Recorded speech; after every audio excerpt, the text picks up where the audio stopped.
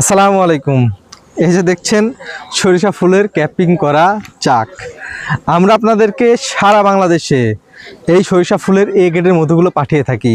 আপনারা সরিষা ফুলের মধু হাতে পাওয়ার পরে যখন জমে যায় তখন অনেকেই আমাদেরকে ফোন অথবা মেসেজ করে গালাগালি শুরু করেন যে বিশ্বাস করে অর্ডার করলাম মধু, কিন্তু দিলেন ভেজাল মধু, জমে গেছে, এরকম নানান ধরনের প্রশ্ন এবং অভিযোগ। আপনাদেরকে জানানোর জন্য বলছি, সরিষা ফুলের মধু শীতকালে অবশ্যই জমে যাবে, এটা মধুর বৈশিষ্ট্য। আর এই সরিষা ফুলের মধুগুলো অবশ্যই 100% জমে যাবে। শীত যত বেশি হবে 100% জমে যাবে। আবার গরমের সময় আসলে বা এই মধুটা আপনারা যখন রোদে দিবেন, ঠিক মধুটা গলে আবার তরল হয়ে যাবে। জমে গেলেই যে খারাপ হবে বা ভেজাল হবে এরকম ভাবার কোনো কারণ নেই। সরিষা ফুলের মধু জমবে, এটা মধুর বৈশিষ্ট্য।